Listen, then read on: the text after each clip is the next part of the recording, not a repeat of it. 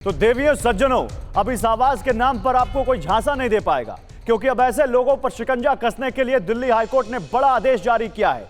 KBC और अमिताभ बच्चन के नाम पर धोखाधड़ी करने वाले गिरोह ऐसे फंसेंगे कि जुर्माने के साथ जेल की हवा भी खानी पड़ सकती है। ये ब्रेकिंग न्यूज देखिए, लाउड एंड क्लियर मैसेज के साथ आपको दिखाते हैं। बॉलीवुड के महानायक अमिताभ बच्चन को दिल्ली हाईकोर्ट से बड़ी राहत मिली है। बिना इजाजत बिग बी की आवाज के इस्तेमाल पर रोक लग गई है। इमेज और वीडियो का इस्तेमाल करना भी अब भारी पड़ेगा। केबीसी के नाम पर फर्जी लॉटरी का केस सामने आया था। अमिताभ बच्चन की ओर से हाईकोर्ट में याचिका दायर की गई थी और अब अगर किसी ने अमिताभ बच्चन के नाम पर कोई फर्जीवाड़ा किया, उनकी फोटो लगाकर किसी को झांसा देने की कोशिश की, केबीसी के नाम पर कोई झांसा देने की कोशिश की, तो उसको बहुत बड़ी चपत लगेगी। बिग बी की अपील, हाईकोर्ट का ऑर्डर, आइए जल्दी से आपको दिखाते हैं बिग बी की क्या अपील है और हाईकोर्ट का क्या ऑर्डर है और हम सब के चहेते अमिताभ बच्चन को कौन सी बड़ी राहत मिली है। जल्दी से आपको दिखाते हैं, क्योंकि उनके नाम पर, केबीसी के नाम पर बहुत धोखाधड़ी हो रही है। हो सकता है आप में से भी बहुत सारे लोग हो जिनके पास वैसे मैसेज आए हो जो फर्जी हो। देखिए, नाम, आवाज और इमेज के इस्तेमाल पर रोक। बिना परमिशन अमिताभ के नाम, फोटो और पर्सनालिटी ट्रेट्स का इस्तेमाल ना करें, यह दिल्ली हाईकोर्ट ने कहा है। इसके अलावा संचार मंत्रालय अमिताभ के नाम, फोटो और वीडियो को तुरंत हटवाए जो लोग इस तरह से काम कर रहे हैं। टेलीकॉम कंपनियां फर्जीवाड़े से जुड़े नंबर्स की डिटेल जारी करें।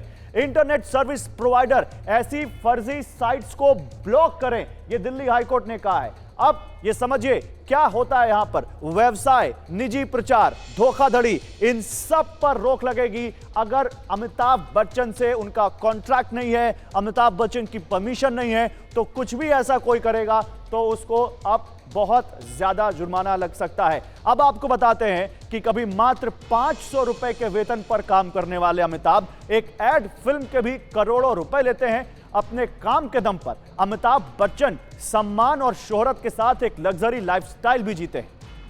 बिग बी की इनकम जरा जानिए और क्यों बिग बी की प्रमोशन से जुड़ी है। एक तो टैक्स की भी चोरी हो रही है, बिग बी के नाम बदनाम किया जा रहा है, बहुत कुछ हो रहा है। बिग बी की इनकम, नेटवर्थ करीब 3,400 करोड़ है अमिताभ बच्चन की। सालाना कमाई 60 करोड़ रुपए है। एक महीने की कमाई उनकी 5 करोड़ रुपए है और वो जाहिर सी बात है इस पर टैक्स देते हैं, लेकिन कोई इनके नाम पर कमाएगा और टैक्स नहीं देगा, उनके नाम पर फर्जीवाड़ा होगा। बिग बी के इनकम सोर्स अब आप समझिए, फिल्म, जाहिर सी बात है फिल्म के बेताज बादशाह है, शहनशाह कहे जाते हैं फिल्म इंडस्ट्री के, तो फिल्मों से कमाई। फिर दूसरा, ब्रांड एंडोर्समेंट से उनको बहुत पैसे मिलते हैं।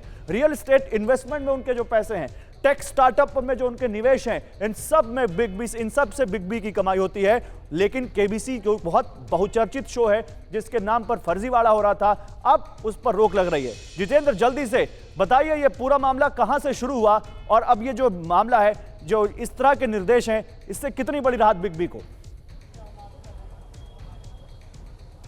देखिए गौरव, बड़ा मामला ये है कि अमिताभ बच्चन को कोर्ट में जाना पड़ा। क्यों गए वो? उनकी तरफ से एडवोकेट हरीश साल्वे आए और उन्होंने कहा कि उनकी जानकारी में आया है कि अमिताभ के चेहरे, उनके नाम, उनकी आवाज़ और उनके प्रोग्राम का नाम लेकर लोगों के साथ धोखाधड़ी की जा रही है।